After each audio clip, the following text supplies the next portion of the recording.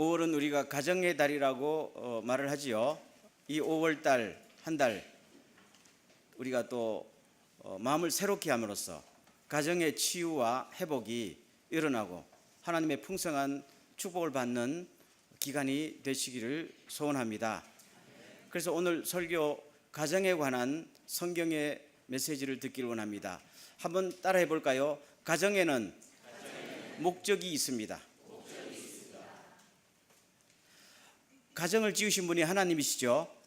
그러면 하나님께서 분명한 목적과 계획을 가지고 가정을 지으세요. 하나님을 믿지 않는 사람들은 그냥 사랑하는 남녀가 결혼해서 그냥 행복하게 산다 이렇게 생각하지만은 우리는 그것을 넘어서 가정에는 하나님의 놀라운 목적과 계획이 있습니다. 아멘. 이것을 우리가 먼저 깨닫고 받아들여야 하나님께서 원하시는 가정, 하나님의 은혜와 하나님의 축복을 받는 가정, 그리고 자녀들이 하나님 앞에 쓰임받는 가정이 되는 줄로 믿습니다. 자, 그러면은 가정에는 무슨 목적이 있을까요? 라고 먼저를 생각해 보면은, 여러분 창세기에 보면은 에덴 동산에서 하나님께서 먼저 누구를 지으셨어요? 아담이라는 남자를 지었죠. 여자를 지었어요? 남자를 지었어요? 남자를 지었잖아요. 거꾸로 하지 마세요. 남자를 먼저 지으셨어요. 왜 여자를 먼저 안 지으셨어요? 그건 하나님께 물어보시고, 어쨌든 남자를 먼저 지으셨어요. 그런데 나중에 뭘 지으셨어요? 여자를 지으셨죠. 그리고 둘이 짝을 지으시고 가정을 이루게 하셨지요. 그 왜 이렇게 하셨냐 그 말이에요. 왜? 제가 창세기 2장 20절을 읽어드릴게요. 아담이 모든 가축과 공중의 새와 들의 모든 짐승에게 이름을 주니라. 아담이 돕는 배필이 없으므로, 그래서 하나님께서 돕는 배필로서 여자를 지으셨다 그 말이죠. 그러면은 하나님께서 소위 여자를 지으실 때에 그 무슨 목적으로 지으셨는가 하면 돕는 파트너예요. 아담이 일을 하는데 혼자서는 일을 감당할 수 없잖아요. 그렇기 때문에 같이 힘을 합쳐서 그 일을 할 수 있도록 짝을 만들어 주신 것이 가정의 시작입니다. 그러면 아담이 이때 무슨 일을 하고 있었느냐 보세요.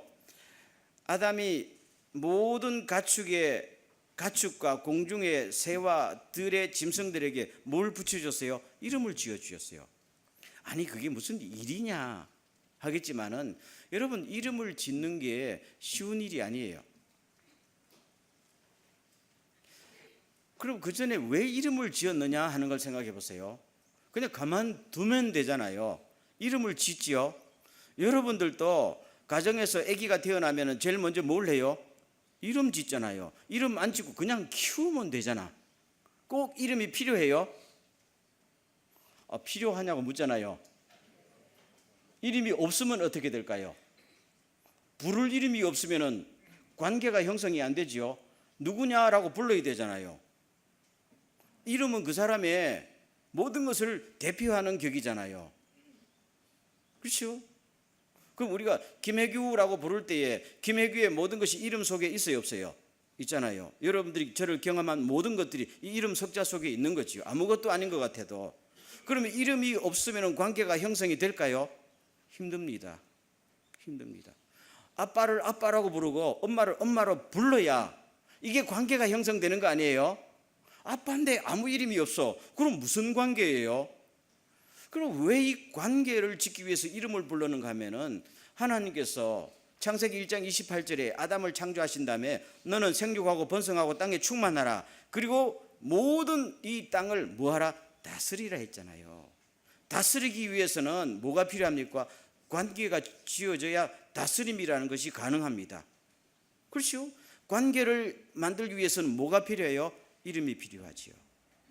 그래서 이름을 짓는다는 것은 관계를 만든다는 것이고, 관계를 만든다는 것은 다스린다는 것이고, 다스린다는 것은 무엇입니까? 하나님의 사명을 감당하는 거예요. 다스리라 했으니까 그것은 하나님께서 아담과 가정에 베푸신 하나님의 뭡니까? 사명이에요. 목적이에요. 이걸 위해서 하나님께서 짝을 만들어주시고 가정을 만들어주셨어요. 그럼 가정에 목적이 있어요, 없어요? 분명한 목적이 있어요. 교회를 만들기 전에 먼저 가정을 만드신 것은 굉장히 놀라운 하나님의 뜻이 있어요. 하나님께서 이 가정을 통해서 이 세상에서 당신의 뜻을 펼치십니다. 믿습니까? 우리 크리스찬들이 이것을 그냥 잊어버리고 그냥 가정은 함께 모여서 행복하게 사는 것이다 라고만 생각하면은 우리는 하나님의 기대에 부응하는 가정이 되기가 힘들어요. 2018년 5월 첫 주일을 통해서 가정에는 분명한 하나님의 목적이 있습니다. 아멘. 그러면 우리는 뭘 해야 될까요? 나의 가정을 향한 하나님의 목적이 무엇입니까?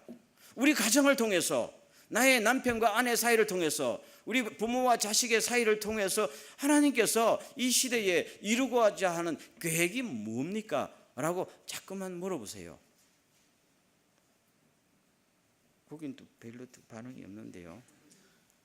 물어보십시오. 가정예배 볼 때마다 나 혼자 있을 때면 하나님, 내가 왜 이 사람 만나서 자식 놓고 살아요? 물으세요. 안 물었지요. 보통 안 물어요. 그 묻는 거라는 생각도 못하고 살았으니까요. 그럼 오늘 본문 말씀은 굉장히 중요하게 말씀해요. 물으세요. 하나님, 내가 왜 이 사람하고 미운정 고운정 나누면 30년부터 살아야 돼요? 가정을 깨기가 힘들었어요. 이렇게 생각하지 말고 하나님, 놀라운 하나님의 뜻이 있는데 나는 아직 모릅니다. 가르쳐 주세요. 내가 왜 자식 놓고 이걸 그렇게 키워야 돼요? 하나님의 뜻이 있습니다. 이렇게 해야 우리 인생에 의의가 있는 거 아니겠어요? 단지 행복하게 살기 위해서. 그건 하나님을 모르는 사람들의 이야기지요. 우리는 나의 가정과 나의 모든 관계를 통한 하나님의 분명한 목적과 계획이 있습니다. 아멘. 그것을 날마다 물으시고 발견하고 실천하는 은혜가 있기를 주의 이름으로 축원합니다. 그러기 위해서 중요한 것은 결혼할 때부터 중요하다. 그것이 오늘 말씀이에요. 자, 오늘 본문 말씀 2장 11절 한번 비춰보세요. 다 같이 시작. 유다는 거짓을 행하였고 이스라엘과 예루살렘 중에서는 가증한 일을 행하였으며 유다는 하나님께서 사랑하시는 그 성결을 욕되게 하였으며 이방신의 딸과 결혼하였다. 하나님께서 지금 그것을 꾸짖는 거예요. 그러지 말라는 거 아니겠어요?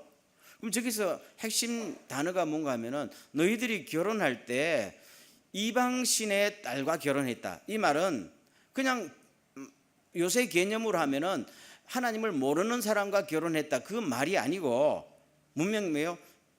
귀신 섬기는 사람들과 결혼했다. 우상 섬기는 사람들과 결혼했다. 그 말이에요. 그렇게 되면은 한쪽은 뭐 남편이든지 아내든지 한쪽은 하나님 앞에 쓰임 받으려고 열심히 노력하고 한쪽은 뭡니까? 하나님의 뜻을 허물고 귀신의 뜻대로 가려고 노력하는 것입니다. 그래서 신약 성경 고린도서에 오면은 믿지 않는 자와 멍에를 같이 매지 말라 하면서 그 다음 기절이 뭡니까? 어찌 하나님과 귀신이 같이 멍에를 매겠느냐 그 말입니다. 그러니까 이것은 굉장히 중요한 말씀입니다. 밭을 가는데 옛날에 같은 멍에를 소가 2마리 맸거든요. 한 마리는 힘이 부족하니까. 그럼 같은 멍에를 메고 밭을 갈아야 될 거 아니겠어요? 오른쪽 소는 쫙 이쪽으로 가려는데 왼쪽 소가 또 이쪽으로 가려고 그러면 밭이 갈아지나요? 아무짝에도 쓸모없어요. 소 2마리를 한다는 것은 한 마리 때보다 힘을 더 받아서 밭을 효과적으로 가려는 거 아니겠어요? 하나님께서 아담 한 사람만 아니고 하와를 붙여주신 것은 둘이 합력하여서 더 열심히 빛나게 주님의 사명을 감당하라는 거 아니겠어요? 근데 이 두 사람의 방향이 틀어지게 되면은 혼자 있는 것만 못하잖아요. 그래서 결혼할 때 귀신 섬기는 사람하고 하지 말라는 이야기예요. 아멘. 그런 이야기입니다. 예를 들어 봅시다. 솔로몬이라는 임금은 이스라엘 역대상 가장 지혜가 많고 가장 통치력이 좋았던 임금입니다. 그런데 실수가 뭡니까? 여자들을 데리고 올 때 그 솔로몬에게 여자가 몇 명이 있었어요? 공식적으로 몇 명이 있었어요? 그렇죠? 이게 열에다가 100을 곱하면은 1000명 있죠. 1000명. 솔로몬 왕은 비가 700이요 빈장이 300이라 왕비들이 왕의 마음을 돌이켰더라. 솔로몬의 나이 들었을 때에 왕비들이 그 마음을 돌이켜 다른 신들을 쫓게 하였으므로, 그래서 결국에는 뭡니까? 나라가 한쪽으로 가지 않고 한쪽은 하나님 쪽으로 가려고 그러는데 한쪽은 뭡니까? 다른 쪽으로 가려고 그래가지고 죽도 봐도 안 되고 나라가 나뉘어지고 솔로몬 때부터 나라가 망했다, 이 이야기를 쓰는 거예요 지금. 그러면 솔로몬이 결혼할 때마다 정략 결혼한 거 아니겠어요? 이집트에서 데리고 오고 저 어디서 데리고 오고 어디서 데리고 올 때마다 이 여자들이 뭘 가져왔어요? 우상을 다 하나씩 가져오네. 처음에는 가만히 있었는데 여자들이 가만히 자기 요거 거처에서만 하다가 이제 아들이 나고 딸이 나고 자식들이 힘이 커지니까, 자식들의 힘이 커지면은 누구의 힘이 커져요? 엄마들의 힘이 커지잖아요. 엄마들의 힘이 커지면 남편은 뭡니까? 꼼짝을 못하는 거지. 솔몬처럼 그렇게 초반에는 통치력이 있던 왕도 나중에 세월이 지나니까 점점 입지가 좁아져서 전부 여자들이 지금 왕권을 다 잡아지게 된 겁니다. 그러니까 귀신 섬기러 갑시다 하면 가고, 저기 가서 바알신에게 제사 드립시다 하면은 드리고, 새로 도시 하나 만들었을 때 이 도시 이름을 바알의 이름을 따서 지읍시다 하면 그렇게 됐단 말입니다. 그게 솔로몬의 후년 통치예요. 그래서 하나님께서 이런 나라를 유지하면 안 되지요. 그래서 갈라버리신 겁니다. 갈라버린 겁니다. 어느 한쪽이라도 살아라고요. 결국 임금이 결혼 잘못하니까 나라가 박살나는 것이죠. 그 다음에 아합이라는 임금 알지요?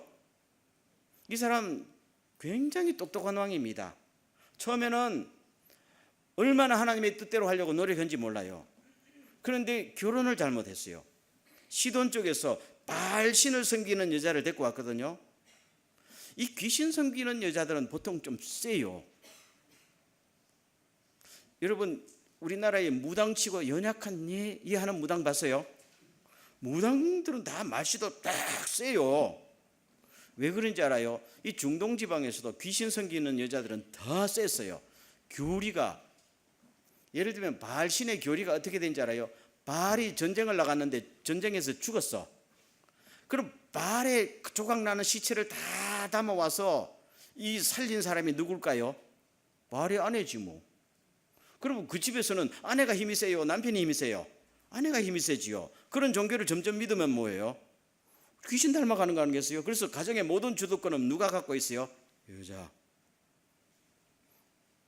안 그래도 나이 들면 여자가 점점 세지는데 귀신까지 생기면은 이 꼼짝을 못하는 거지요.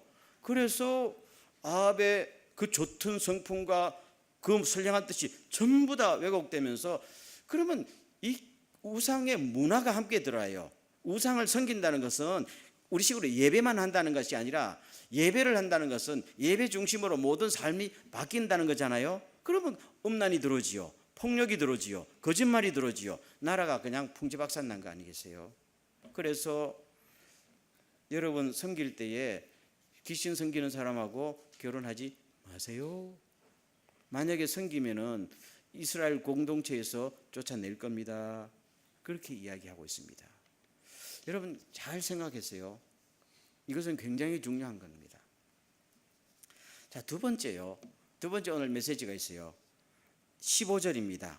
15절 다 같이 시작. 그에게는 영이 충만하였으나 오직 하나를 만들지 아니하셨느냐? 어찌하여 하나만 만드셨느냐? 이는 경건한 자손을 얻고자 하심이라. 그러므로 내 심령을 삼가 지켜 어려서 맞이한 아내에게 거짓을 행하지 말지니라. 그라는 것은 하나님이라. 하나님 창조주 하나님께서요 아담에게 짝을 만들어 주셨지요. 짝을 만들어 주실 때 몇 명을 만들어 줬어요? 한 명. 그 말입니다. 하나님께서는 영이 충만하였으나, 이 말이야. 여러 여자를 만들어서 아담에게 안 끼워 줄 수도 있었는데 오직 몇 명만 만들었어요? 한 명만 만들었어요. 남자들 너무 섭섭해하지 마세요. 그때 하나님께서 에덴 동산에서 메피를 10명을 만들어 줬으면 합법적으로 10명까지 아내를 그릴 수 있지 않아요? 그래서 살아가겠어요? 무슬림은 지금 4명까지 지금도 합법적이지요? 그건 아니지요. 왜 하나님께서 한 남자에 한 여자만 만드셨느냐요? 10명도 100명도 만들어주실 능력이 있는 하나님이 한 명만 만들어주신 이유가 뭐냐? 뭐라고 그랬어요? 왜냐하면 뭘 얻고자? 경건한 자손을 얻고자 함이니. 아멘. 하나님의 놀라운 뜻이 있어요.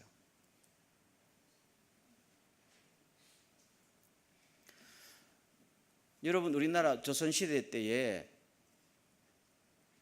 다 요새 우리말하면 권력 있고 돈 있는 사람은 첩을 들였지요. 조선시대는 첩이 없으면 어디 가서 행세를 못했어요. 그랬잖아요. 그게 나중에 기독교가 들어오고 사회가 개화되면서 첩 문화가 사라졌지요. 옛날에는 첩이 없으면 어디 가서 양반 사회에서 명함을 못 냈던. 근데 문제는 뭔지 알아요? 첩의 자식은 호적에 안 올렸다는 사실. 그러니까 홍길동 같은 사람이 다 생겼지요. 그럼 그 사이에서 가정이 뭐 하겠어요? 풍지박산 나고. 첩의 자식들은 한과 분노 속에서 일생을, 그 어떤 여자를 사랑해서, 그렇죠, 자기 아내 이외라도 여자를 사랑해서 자식을 낳았으면 그 자식을 똑같이 대접해야 되잖아요. 그래놓고는 자식은 내 책임 아니다, 이런 법이 어디 있어요? 그러니까 거기서 난 자식들이 제대로 커요, 앉아요? 사회적으로 발을 다 묶어 놨는데요. 그렇죠? 혼외로 난 애들이든지 둘째 부인에게 난 애르든지 그 자식의 앞길을 다 막았던 것이 서양도 동양도 같은 문화 아니었어요?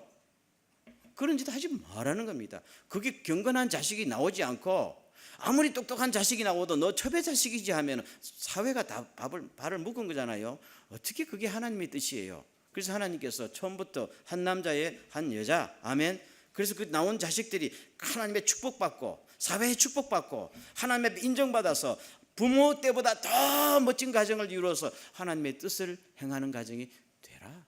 이것이 하나님의 뜻인 줄로 믿습니까?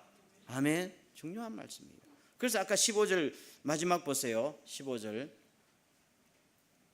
그러므로 내 심령을 삼가 지켜 마음을 딱 잠깐 지켜서 이 여자 저 여자 자기 아내보다 예쁜 여자, 자기 아내보다 더 잘난 여자, 자기 남편보다 돈 더 잘 버는 남자와도 흔들리면 된다는 거예요, 안 된다는 거예요? 흔들리지 말라는 이야기야. 눈을 찌끔 감는 말이야. 눈 뜨고도 흔들리지 말라는 이야기예요. 아멘. 눈 찌끔 감고는 견딜 수 있는데 눈 뜨고는 못 견딘다. 그러면 안 되지요. 눈 딱 떠도 저 사람 내 남편보다 돈 더 잘 버니까 매력있다, 이런 기준으로 따지면 돼요, 안 돼요? 안 돼요. 하나님께서 정말로 짝지으신 놀라운 배필을 주시고 우리 가정을 쓰신다. 우리 자녀들을 쓰십니다. 아멘. 그렇기 때문에 내가 이것을 굉장히 하나님의 축복이요, 하나님의 선물을 받았습니다. 이 깨달음을 가지고 살아가야 흔들리지 않단 말입니다. 그래서 어려서 맞이한 아내를 한국말로 뭐라고 그래요? 사자성어로 조강지처에게 거짓을 행하지 말라. 이 말은 다른 여자 넘보지 마라, 신의를 지키라, 그런 말입니다. 여러분, 우리가 창세기 6장을 보세요. 노아 홍수라는 사건이 터졌죠. 그럼 노아 홍수의 심판을 하나님께서 왜 하셨는지, 왜 하나님께서 노아 홍수를 물로 다 사람들을 쓸어버렸어요? 결혼 때문입니다. 결혼을 함부로 하니까요. 제가 읽어드릴게요. 6장 2절. 하나님의 아들들이 사람의 딸들의 아름다움을 보고 자기들이 좋아하는 모든 여자로 아내를 삼았더라. 그래서 경건한 자손이 안 나오고 무슨 자손이 나왔어요? 하나님 앞에 늘 죄를 지는 지 맘대로 하는 자손들이 양산된 거예요. 이것을 보시고 하나님께서 사람 지으신 것을 뭐 하시고? 한탄하시고 우회하시고 쓸어버리겠다. 이게 지금 노아 홍수의 원인이란 말이에요. 여러분, 우리가 결혼할 때 저 여자 아름답기 때문에 결혼하나요? 아유, 대답을 안 하네. 저 남자 돈 잘 벌기 때문에 결혼하나요? 그거는 불신자들이 하는 것이고 우리는 하나님이 짝 지어줬기 때문에 믿음이 있어요. 아멘. 인물이 중요한 게 아니고 돈이 중요한 게 아니고 이 가정을 향한 하나님의 뜻이고 하나님의 뜻을 가장 잘할 수 있는 함께 힘을 합쳐서 그 사명을 감당할 수 있는 파트너를 하나님이 주십니다. 아멘. 그리고 경건한 자손을 통해서 대를 이어서 하나님의 일을 하십니다. 이 확실한 기독교의 성경적인 가정관이 우리 삶 속에 자리매김할 수 있기를 주의 이름으로 축원합니다. 그래야 흔들리지 않습니다. 요새는 얼마나 흔들리기 쉬워요. 흔들리기 쉬워요. 텔레비를 보면요, 얼마나 자기 아내보다 이쁜 여자들이 많아요. 저 빼고. 그렇죠? 얼마나 많아요. 그걸 봐도 심상하게 넘어가야지. 하면 큰일 난다 이거지요. 그러지 않기를 주의 이름으로 축원합니다. 왜요? 우리 가정은 하나님의 사명이 있습니다. 하나님의 뜻을 행하는 가정입니다. 이것이 딱 움직이지 않는 가치관으로 자리 잡기를 주의 이름으로 축원합니다. 그래서 결혼관계 유지하고 가정을 유지하는데 사랑보다 더 중요한 거, 사랑보다, 일반 사회는 사랑이 있으면 되지요 하는데 성경은 아니에요. 사랑보다 더 중요한 지켜야 될 원칙이 뭔지 알아요? 오늘 본문에 나와 있어요. 2장 14절 다 같이 시작. 너희는 이르기를 어찌 됨이니까 하는도다. 이는 너와 내가 어려서 맞이한 아내 사이에 여호와께서 증인이 되시기 때문이라. 그는 내 짝이요 너와 서약한 아내로되 내가 그에게 거짓을 행하였다. 그럼 하나님께서 결혼관계에서 따지는 건 뭡니까? 사랑보다 뭐예요? 약속이에요. 결혼은 약속입니다. 내 짝에게 뭘 맺었어요? 약속했다는 거지. 약속했는데 너 약속 지켰어 안 지켰어? 이 약속은 누구 앞에서 맺은 거예요? 누구가 증인이에요? 하나님께서 증인이 되시는데, 잘 들으세요. 제가 이 자리에서 가끔 결혼 주례하지요. 그럼 제가 여기 서잖아요. 그럼 신랑 신부 서서 여기서 뭘 맺어요? 결혼 서약하지요. 그럼 이 결혼 서약할 때 두 사람만 하는 거예요. 누구 앞에서? 하나님이 증인이세요. 짝지으신 하나님이 증인이세요. 제가 그 대변자 노릇하는 것이지만은, 그러면 누구 앞에서 맺는 거예요? 하나님 앞에서. 그럼 하나님 앞에서 맺은 약속은 지켜요 안 지켜요? 지켜야 돼요. 살다가 자기 아내가 인물이 없으면은 안 지켜요? 약속이잖아. 남편이 사업에 망했으면은 지켜요 안 지켰어요? 지켜요. 약속이잖아요. 교통사고 만나서 뭐 한쪽이 불구자가 되면은 지켜요 안 지켜요? 지켜요. 약속이잖아. 아멘. 언제까지요? 주님 만나는 그날까지. 이게 약속이라는 거예요. 약속 안 지키면은 결혼 생활 안 된다 이 말입니다. 지금 이 일반 세상에서는 사랑이 있는 한, 서로가 만족을 주는 한 관계가 유지되지만은 서로가 사랑이 식어지고 만족이 끊어지면 없어져도 된다. 이게 일반 사회 가치관 아니에요. 성경은 아니에요. 성경은 사랑보다 더 중요한 건 약속이다. 너 하나님 앞에서 약속 맺었지. 누가 짝을 지었었어요? 하나님이. 약속 지켜 이렇게 나오잖아요. 굉장히 중요한 말씀을 하고 있는 것입니다. 그러면 사랑은 뭐예요? 사랑이 없어도 되는 거예요? 아니, 사랑이 있어야지요. 아니, 그럼 사랑할 마음도 없는 여자 만나서 중매 결혼해서, 옛날에 중매 다 했지요. 그럼 조선시대에는 사랑도 없는데 결혼해서 어떻게 살았을까요? 어떻게 살았을 것 같아요? 그럼 중매 결혼으로 만난 사람들 사이에는 사랑이 없이 살았을까요? 사랑 없이 맨날 냉랭하게 평생을 살았을까요? 여러분, 조선시대에는 서양도 중세시대에 이제까지 내려오면서 자유연애가 허락된 것은 근세란 말이에요. 옛날에는 중매가 다 중매예요. 집안과 집안끼리. 그때는 사랑도 없이 살았을까요? 성가대 묻잖아요. 아니에요. 중매견으로 만났지만 다 사랑했어요. 죽도록 사랑했어요. 안 그럴 것 같아요? 제가 여기서 중매 결혼한 분들 죽을 때까지 남편 아내 미워하면서 살았어요? 아니에요. 처음에는 사랑이 없어도 자식을 낳아가면서 사랑을 배워요. 첫눈에 반하는 그런 사랑이 아니고, 뜨겁다가 식어지는 그런 사랑이 아니고, 미워도 사랑하고 실패해도 사랑하고, 그렇죠? 돈을 벌어줘도 사랑하고 덜 떨어져도 사랑하고, 이걸 배우면서 10년 살면 10년 산 사랑의 깊이와 넓이가 있는 거예요. 아멘. 그게 진짜 사랑 아니에요? 오늘 갑자기 막 내 가슴 다 내둘 줄 사랑하다 신혼여행 와서 식어져 가지고 저거 어떻게 평생 살아가냐.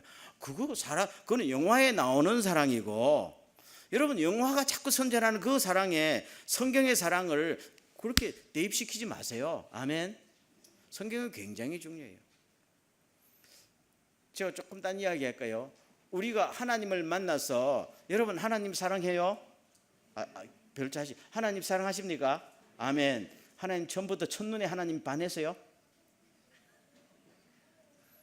특별히 남자분들 하나님 얘기 듣자마자 첫눈에 그냥 다 와서 하나님 앞에 생각하면 눈물이 펑펑 쏟아지고 회개하고 주님을 섬겼어요? 관계라는 게 그렇게 성립되지 않아요. 대부분의 남자들은요, 그냥 자기 안에 그냥 어쩔 수 없이 차 태워주다가 또 교회 들어오는 사람도 있고, 애들 데려주다가 교회 나오는 사람도 있어요. 몇 년에 이 하나님이 누구시냐, 하나님을 믿어야 되냐, 막 처음에 세례받고 집사가 된 다음에도 또 왔다 갔다 하다가, 그래도 어느 경지에 들어가면 하나님 정말로 살아계십니다. 내가 이제야 하나님을 알겠습니다. 아멘.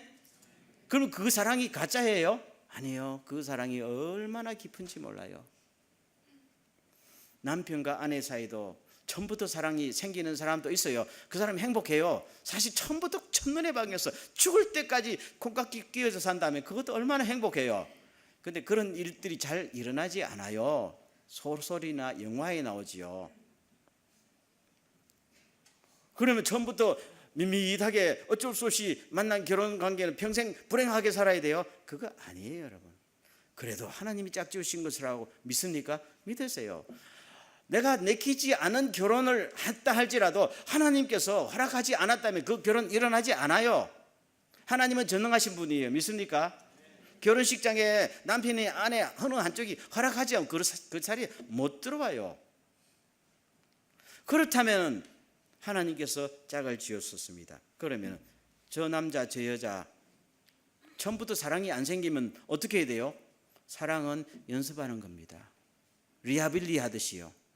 안 되면 또 사랑하고, 안 되면 또 사랑하고, 생각하면 저 인간 약점 드러나고, 생각하면 저 사람 맨날 실수하고, 그래도 그러면 내가 커버해야지, 내가 빈자리 메꿔야지, 다 하고 또 하고 몇 년을 해요? 10년, 20년, 30년.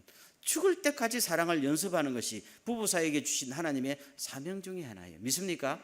이게 성경에서 요구하는 사랑이고, 이것을 하나님의 사랑이라고 말해요. 하나님께서 우리를 사랑하실 때 우리가 아주 하나님 앞에 일꾼 되었을 때 우리를 사랑하셨나요? 로마서 5장 8절, 우리가 어떻게 되었을 때? 아직 죄인 되었을 때 하나님께서 우리에게 독생자를 주심으로 사랑하셨습니다. 아멘. 그러면 우리도 어떤 상대든지 사랑을 그때부터 시작하는 거예요. 근데 일반 사회는 막 마음에 필이 와야 그때부터 사랑이 된다고 하지요. 아닙니다. 아닙니다. 우리가 성경에서 말하는 하나님의 메시지를 들어야 돼요. 가끔 요새 무슨 가정 회복하고 이런다는 사람들이 세상에서 말하는 스토리를 가져와서 성경 기절을 몇 개 얹어서 이것이 하나님의 메시지라고 코팅하는데, 그게 아니고 정말 성경에서 나오는 가만히 주님의 메시지를 들어보세요. 굉장히 놀랍습니다. 놀랍습니다. 에덴 동산 이야기 한 번 더 할까요? 아담이 처음으로 자기 아내들 하와를 만났을 때에, 그때 그 남자 아담이 말하였다. 이제야 나타났구나. 이 사람 뼈도 나의 뼈, 살도 나의 뼈, 나의 살, 남자에게서 나왔으니 여자라고 부를 것이다. 그러므로 남자는 아버지와 어머니를 떠나 아내와 결합하여 한 몸을 이루는 것이다. 보세요. 결혼 주례할 때 이제 신랑이 요 앞에 먼저 서지요. 그러면 뒤에 이제 신부 될 사람이 저 뒤에 문 앞에 딴딴하고 나오잖아요. 요새는 미리 다 얼굴 보지만 아담은 그때 처음 봤단 말이야, 자기 아내 될 사람을. 근데 딴딴하고 들어올 때 그 아내 될 하와의 손목을 잡고 들어오는 분이 누구셨어요? 하나님이셨지요. 이제야 나타났구나. 너무너무 황홀하고 감사한 게, 하나님께서 너 혼자 있으니까 불편하지, 앉았지, 내가 짝 만들어줄게 약속했지요. 그러니까 기다렸단 말입니다. 야, 하나님께서 나한테 짝을 만들어 준다. 하나님이 만들어 주시면 그 놀라운 솜씨로 얼마나 좋은 짝을 만들어 줄까. 감사합니다 하면서 두근두근하며 기다리는데 드디어 나타났어요. 드디어 나타났어요. 나타난 거 보니까 얼굴이 마음에 안 들어. 그건 아니었단 말이에요. 얼굴 본 거 아니에요. 여기서 하와가 이뻤다 이쁘지 않았다는 말이 성경에 있어요 없어요? 없어요. 그건 중요하지 않았다는 이야기예요. 잘 들으세요. 성경에서 꼭 중요한 건 써요. 하나님께서 하와를 만들었는데 하와가 보니까 뭐 미스 코리아 뺨쳤더라. 이렇게 이게 중요한 결혼의 조건이었으면 이걸 반드시 성경에 썼을까요? 안 썼을까요? 썼어요. 근데 인물이 중요한 게 아니고 누구가 주셨어요? 하나님이 주셨습니다. 인물이 보이지 않아요. 하나님이 나한테 선물을 주셨습니다. 아멘. 그래서 이제야 나타났구나. 결혼은 감사함으로 받아들인 겁니다. 감사함으로 받아. 그리고 감사함으로 끝내는 거예요. 그 다음 두 번째 보세요. 뼈도 나의 뼈, 살도 나의 살이라. 그러니까 사랑해요 안 해요? 사랑할 수밖에 없어요. 나뉘어 주면 죽으니까요. 왜요? 저 여자가 갖고 있는 게 다 난데요. 저 여자는 곧 내 몸인데요. 그래서 한 몸 이루어 그러잖아요. 그렇죠? 그러면 저 여자가 아프면 내 몸이 아픈 것이고, 저 여자가 실패하면 내가 실패한 것이고, 남편이 창피기 당하면 내가 창피 당하는 것이고, 그거잖아요. 그러니까 사랑해야 된다는 게 아니고 사랑하지 않을 수 없는 관계가 이미 설정되어 있다는 거예요. 아멘. 그러니까 처음부터 사랑의 관계가 없어도 사랑할 수 있도록 감정도 키우고 관계를 만들어 가야 될 거 아니겠어요? 여러분, 여자분들에게 제가 물을게요. 여자분들을 남편 사랑하시죠? 전혀 지금 주여 이거 어쩌라. 글쎄, 남편들 사랑하시죠? 좀 큰 소리로 해봐요. 이 기회에 오늘 5월 가정의 날을 시작한 첫 주잖아요. 남편들 사랑하십니까? 아멘. 제가 남편들에게 말한 목소리가 더 크게 나올 거예요. 남편들은 아내를 사랑하십니까? 봐요, 그 목소리가 들리잖아요. 근데 요거 지금 제가 두 번째 물으면 여자분들 목소리 반드시 크게. 여러분들은 자녀들을 사랑하십니까? 여자분들? 목소리 크잖아요. 목소리가 똑같아야 되는데 왜 여자들이요 날이 갈수록 자녀들을 더 집착하고 사랑하는지 알아요? 왜요? 이유가 있어요 없어요? 없어요. 내 몸에서 났으니까요. 간단합니다. 내 몸에서 났으니까요. 근데 남편은 자기 몸 아니거든요. 아무리 한 몸 해도 자기 몸 아니거든. 이게 본능이란 말입니다. 그럼 제가 또 하나 물을게요. 하나님께서 왜 우리를 사랑하셔요? 왜요? 하나님의 자녀니까요.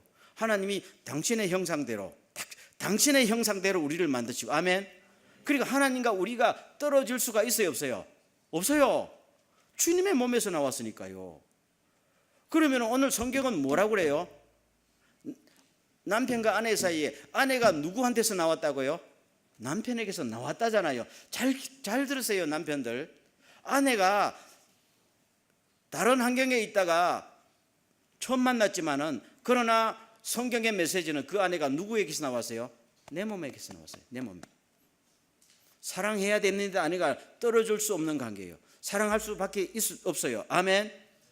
자식을 사랑한 것 이상으로 내 몸에서 나왔다고요. 자식은 내가 낳았지만 이것은 내 갈비뼈를 뽑아서 아예 다시 또 다른 나를 만든 거 아니겠어요? 이게 성경의 메시지예요. 믿습니까? 믿으세요. 우리는 주님을 믿습니다. 그 성경 말씀을 진리로 믿는단 말입니다. 그럼 성경에서 아내를 만들 때 남편의 몸을 가지고 만들었습니다 하면은 내 몸 아니야. 아내들 생각해보. 아내들 입장에서는 내가 누구한테서 나왔어요? 남편에게 나왔어요. 기분 나쁘다 하지 마시고 성경 메시지예요. 그러면은 사랑할까요? 안 사랑할까요? 도저히 사랑해도 사랑이 안 생겨요. 이게 아니고 사랑하지 않으면 안 됩니다. 이게 하나님의 사랑이에요. 그래서 사랑은 뭡니까? 배우는 것이고 연습하는 것이고 노력하는 겁니다. 언제까지요? 내 몸을 줄 수 있을 때까지. 아까도 말씀드렸지만은 보세요. 10년 살면서 처음에는 없던데 자식 놓고 서로 돈 걱정하며 이사를 할 때 어느 집으로 할까, 뭐 밥그릇 조그만 할 때 밥그릇 살 때 어떤 밥그릇 살까, 이거까지도 서로 다투기도 하고 또 의견이 맞기도 하고 가정 거치면서 10년 살면 10년 산 것만큼 미움도 조금은 있겠지.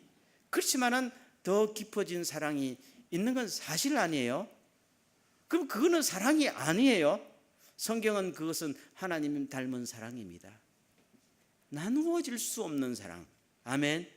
그것이 신뢰라고도 말하고 사랑이라고 말해요. 그것이 있기 때문에 끝까지 가는 거 아니겠어요? 가슴 뜨거운 것을 기준으로 하면 끝까지 가야 못 가요? 못 가요. 그것은 얇은 사랑이단 말이에요. 그래서 오늘 하나님께서 에덴 동산에서부터 말라기에 이르기까지 쫙 메시지가 결혼은 하나님께서 축복하신 것이고 하나님의 뜻을 이루기 위한 가장 중요한 기관이 가정입니다. 그래서 결혼은 두 사람 사이에 그냥 함부로 만나는 것이 아니라 하나님이 짝지어진 상대를 만나서 경건한 자녀를 낳고 주님 오시는 그날까지 가정을 통해서 하나님의 뜻을 행하는 것입니다. 그렇기 때문에 세상적인 에로스의 사랑의 감정보다 더 중요한 것이 약속입니다. 약속을 지키는 다 보면은 사랑이 없던 사랑도 풍성하게 길러집니다 하는 굉장히 중요한 메시지를 갖고 있습니다. 제가 설교를 마치면서 한번 물어보겠어요. 일반 사회에서는 이렇게 말합니다. 가정은 행복해야 돼. 부부간에는 사랑이 있어야 돼. 맞아요, 틀려요? 맞아요. 100% 맞는 말씀. 그럼 제가 또 하나 물어볼까요? 가정은 행복해야 돼. 그럼 도대체 어떻게 돼야 가정이 행복해요? 답을 쉽게 할 수 있어요? 100이면 100 다 틀려요. 그냥 우리 속에 가정은 행복해야 돼 할 때 막연하게 소설책에서 영화에서 매스컴에서 주는 것들이 너무 많이 가득 차 있어요. 남편도 잘생기고 아내도 잘생기고 애들도 쭉쭉쭉쭉 해서 그냥 어디 가면 빠지지 않는 가정이 탁 되어가지고 그냥 경제적인 여유도 좀 있고 가끔 휴가도 가고 그렇죠. 맛있는 거 외식도 쫙 하고 남들 볼 때 저 사람은 행복한 가정이에요. 그러면 행복한가요? 그러면 행복해요? 아니지요. 우리는 뭔가 잘못된 가치관을 그게 성경적인 가치관이라고 착각하고 있는지 몰라요. 사람이 하나님의 형상을 이어받았지요. 그럼 사람과 그 가정이 행복할 때가 언제인지 압니까? 하나님과 내가 코드가 같을 때입니다. 가정이요, 남편이나 아내나 자녀가 하나님을 사랑하고 하나님의 뜻을 이루려고 노력하다가 10년이 지나면 10년만큼 하나님 앞에 쓰임받았고 생을 살면 평생을 지난 만큼 하나님 앞에 나도 쓰임받고 자녀들도 하나님 앞에 쓰임받은 그 흔적이 있는 것이 행복한 거 아니에요? 아멘. 여러분, 저는 그게 참으로 행복하다고 생각합니다. 부부간의 사랑도 마찬가지예요. 그럼 싸운다고 사랑이 없는 거예요? 아니에요. 싸우면서도 또 한 번 극복하고 또 한 번 극복하면서 예전에 미처 몰랐던 깊은 관계 속으로 살아가는 그 진짜 사랑 아니에요? 여러분, 오늘 우리가 행복과 사랑을 보는 눈을 달리하면서 하나님께서 우리 가정에 주신 놀라운 계획을 날마다 발견하면서 살아가기를 주의 이름으로 축원합니다. 한번 따라할까? 하나님, 우리 가정을 향한 계획이 무엇입니까? 오늘부터 계속 물어보세요. 그러면 답을 주실 것이고 방향을 인도하실 것이고 정말로 행복한 가정, 세상적인 그런 사랑이 아니라 끊을 수 없는 사랑으로 모든 식구들을 연결하는 놀라운 그날을 보게 될 줄로 믿습니다. 기도하겠습니다. 전능하신 하나님, 5월달 첫 주 어린이 주일을 맞이하면서 가정을 향한 하나님의 목적, 가정의 관계를 향한 하나님의 뜻을 들었습니다. 우리가 하나님을 섬기는 사람으로서 하나님이 주신 원칙과 가치관을 내면화하면서 이 시대의 빛과 소금으로 살아가게 하여 주시옵소서. 그래서 이 메시지를 가지고 나의 가정도 회복시킬 뿐 아니라 모든 사람들의 가정을 회복시켜주는 리더십을 발휘하게 하여 주시옵소서. 예수님의 이름으로 기도하옵나이다. 아멘.